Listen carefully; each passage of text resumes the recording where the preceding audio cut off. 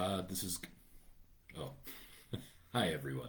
This is Gosh with the Art of the Gent, and this is kind of a throwaway episode. I shouldn't say throwaway episode. Kind of a quickie episode regarding an item that I was getting this week that people were asking me to review.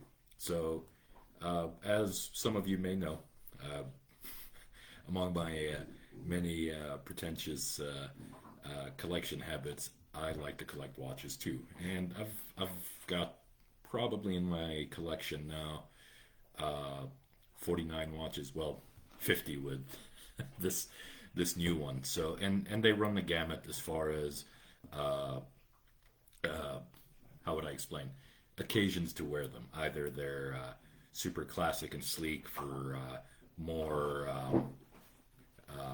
how should I say, formal wear, and then more casual. This particular watch is called the Nixon Dork Too, and it is not usually the type that I buy. Every couple watches I get, I'll usually get a super funky watch. I'll make a specific review episode for some of the funkier watches as well as the classy one. But when I saw this one and I posted about it, I've had quite a few replies or messages or comments to essentially give my opinions on it. So we'll kind of open the box together, and I'll give my my opinions as we go through it, and sort of my thoughts on appropriate places where it can be worn and things of that nature. So number one, Nixon is that's their logo right there. I don't know if you can see it. Nixon is what I would usually call a fashion brand watch. So there's usually watchmakers, things like Citizen, Rolex, Omega, and then you have what I would call fashion watchmakers, things like Nixon. Sometimes I would consider like Movado and things of that nature as fashion watches, where they're not really watchmakers. They tend to make fashionable watches, and they'll get the movements or the internals from a different actual watchmaker. So the what I like about Nixon is price wise, I should say value wise, they're really good. They're not obscenely expensive, and their stuff is unique and pretty rock solid. I've had two other Nixon pieces before, and they've been with me for years, and they're still phenomenal watches. They're both quartz watches, electronic watches, not automatic ones, but they're still super high quality considering their price. So this one, the Dork 2, usually retails for 150 bucks. I got a pretty pretty awesome deal on it. I got it for 89, which is the reason I decided to just pull the trigger on it. So there's a couple different options with this one. There is the regular stainless steel version.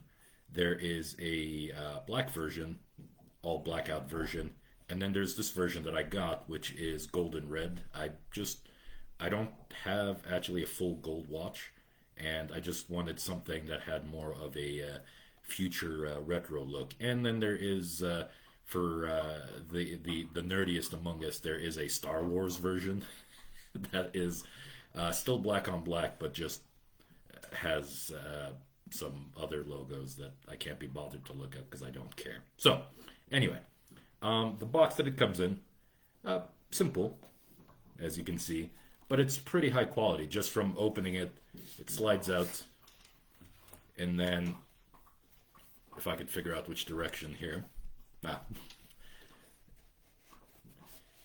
there we go. So the as far as the packaging and everything goes, really high quality. It's like with most things that I get, the packaging tells a lot as far as how much the manufacturer cares. So the packaging, considering the price that I got it at, is really good. It's high quality. Watch arrived with no, I mean, I like how low the bar is set, but no damage, not scratch, not anything. So we have the watch here. It has a USB cable. It is obviously not an automatic watch. It is a electronic quartz watch. Well, actually, it's not quartz because it's there's no really movement. I don't think so. Anyway, but with this one, instead of a battery, you charge it, and I don't know how long the battery life is for, but I guess if that's something super important to you, I will post a follow up telling you how long the watch lasts on a charge. So the watch itself, like I said, the packaging is pretty good. So this bad boy here, so it doesn't all crinkle up on itself. So the watch is you know it one of the reasons I decided to get it because number one, it is a very unique looking piece. Obviously, conversation piece. Would I wear this with a suit? Unlikely. Would I wear this with a sports jacket, slacks? Sure. Would I wear this with polos, t-shirts? Absolutely. So it's a I try to sort of put funkier pieces in my wardrobe, but this one, just the look of it is very unique and one of the biggest things that attracted me to it. So um, it is heavy, which I tend to like. Let's put it on here and see if it rips out all my hair.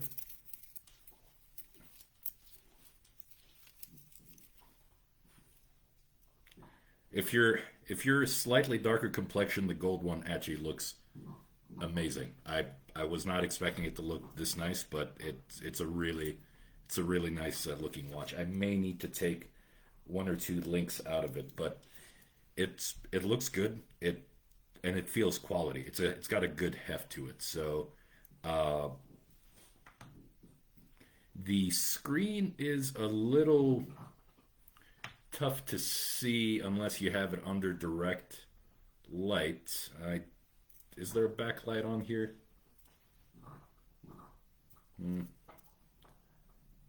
If your life depended on you figuring out what time it is, this might not be the watch for you, but for every other circumstance, it's it's fine. And the reason I say that is I haven't set the time correctly, but uh, the the reason I say that's not super important is because of this.